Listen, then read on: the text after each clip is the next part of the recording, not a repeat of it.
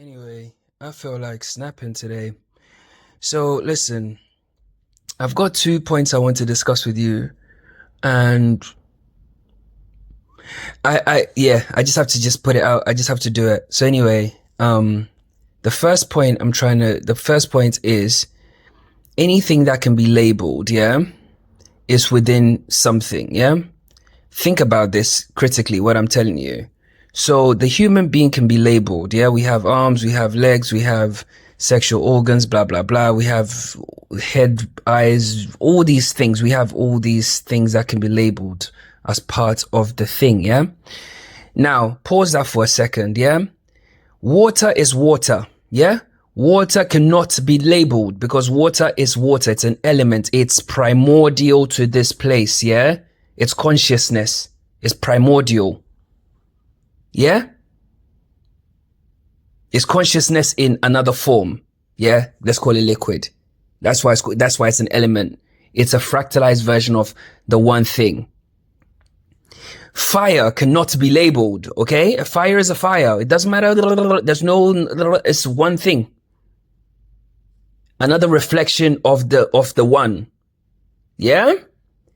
Wind or air cannot be labeled. Yeah? The earth cannot be labeled. Yeah? The same way awareness cannot be labeled. Anything that can be labeled is within something. Yeah? So all you fucking big bang dick suckers and fucking dummies that believe you're on a ball and all this stupid goofy shit. Yeah? Use your brains for a second. Yeah? Think about this. I'm talking about form versus essence. Okay? The moment something can be named or classified, it's already within a boundary or container. It's within something. Yeah? So in language or logic, think about it this way. Labeling is an act of contextualizing. That's to say that this is an eyeball, yeah? Or this is an eye. Means the object is placed within the larger container of known I-ness. Do you understand? It implies a hierarchy or containment of sorts. So if you can label the arm, that means we're having a conversation, contextualizing it in the larger container of armness, which is known. Okay? So we can even go deeper into philosophy and look at what was his name? I can't remember the guy's name, but the Tao Te Ching, yeah? I can't remember the guy's name. And he said that the Tao that can be named is not the eternal Tao. Let me say that one more time. The Tao that can be named is not the eternal Tao. Yeah? So the thing that can be labeled is not the eternal thing. Look at yourself as a human being, a physical avatar, an ego suit, a configured, fractalized physical form of consciousness in this reality we call Earth. And look at how many things about you can be labeled. And you believe that man is the ultimate thing here. That's dummy talk. That's literally dummy talk. Yeah? We can even go one step further and look at the work of Immanuel Kant, yeah? Or Kant, whatever. He argued that we only know phenomena, yeah? The labeled structured experience, but not the noumena, which is things in themselves, yeah? Which means that we are describing the physical reality, but we can't describe the thing that is observing the physical reality and describing it itself. Do you get it? Okay. So if a man can be labeled, then he is within a structure. Yeah. He's not the source itself. At this point, I can literally drop the mic and that's it. That's the end of the conversation, bro. Don't just take my word for it. I just connect. I'm very good at connecting dots and coming up with these novel ideas and concepts. But then I'm showing you in terms of philosophy as well, These are people that are revered, yeah? Archetypes within the dream that are revered. And they are confirming the same thing I'm telling you, yeah? So if a man, like I said, can be labeled, then he's within a structure. It's common sense. It's provable, testable, repeatable, 10 days a week. Yeah. He's not the source itself. So the very act of naming man places him inside a larger field. Yeah. So think of it this way. In fact, I'm going to go sidebar. I was on a walk this morning and I was thinking about the human eye. I do wacky and wonderful geeky things with my brain all the time. And I was sort of like looking at all the different parts, and I was just, looking at the fovea, the blind spot and all this other stuff. And I was just thinking about it. And I was like, actually, it can be labeled, right? And it's within the human body, and the human body can be labeled. So that means the human body is within something. You see? So the human body is not the source itself. You are the source. Yeah. You just believe dummy things, and you believe stupid people that tell you that you were once a monkey, and you basically spawned here through a fucking Big Bang explosion that nobody saw, nobody witnessed, but somehow it made all this stuff, including the octopus and fucking wasps and bees and everything else. If you believe that stuff, your brain is obviously not working. So back to the conversation. So the very act of naming man places him inside a larger field. Yeah. And that container holds the label. Yeah. This suggests that man is not the ultimate. He's within a greater unnameable field. Any questions? Cool.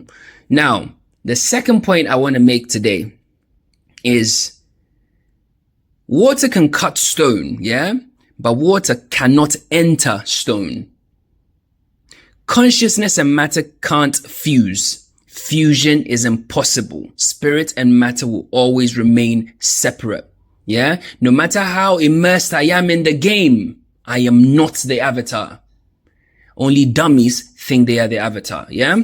Cool. Let me assess this point. Now, think about this, yeah? Water can shape the stone, but it can never become one with it. It can cut it, it can shape it, it can mold it, it can turn whatever, but it cannot become one with it. Yeah.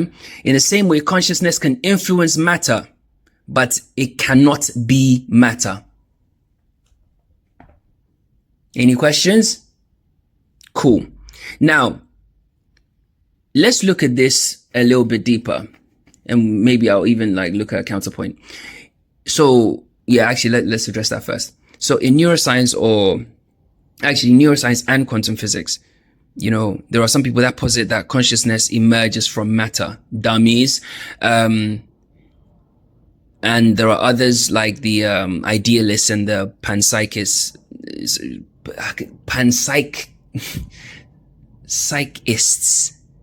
I can't pronounce that word. I don't know. Anyway, but the idealists also argue the opposite. Yeah. That matter arises from consciousness. I'm an idealist. Yeah. Because I know the truth. Because for you to actually posit that water came from the stone is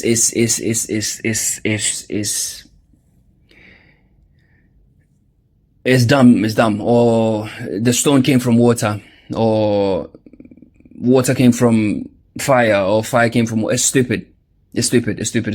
Yeah? It's stupid. So when we actually look at it, we can actually see that in dualism or idealism, the idea that consciousness and matter are fundamentally different and cannot be fused still holds true. Yeah? And philosophically, this is very close to another goat of the game, René Descartes. His work on dualism and some of the Eastern work as well that you've seen, because they mention that consciousness is the observer and matter is the observed. Yeah. So if we look at water as consciousness, yeah, it molds the stone. Yeah. Let's say the stone is matter. It molds it, but it never becomes a stone. Yeah. So this metaphor suggests interaction without identity, a separation between subject and object.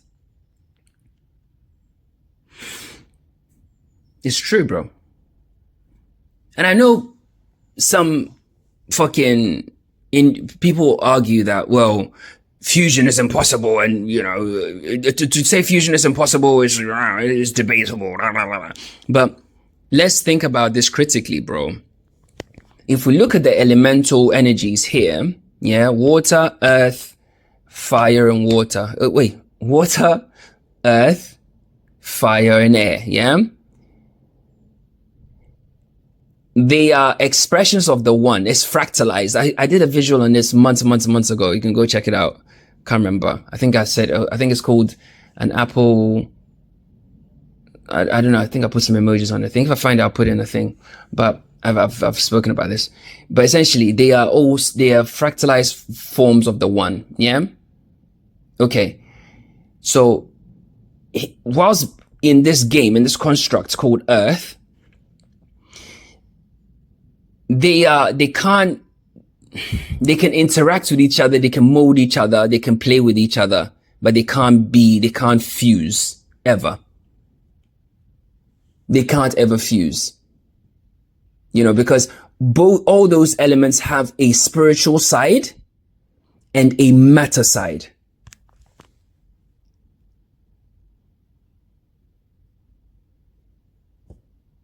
Any questions? Are we going to argue that point, or do you want me to get the the flamethrower out? Don't let me get the flamethrower out, bro, because you know me, bro. I don't miss, bro. So they both have they have both components, yeah.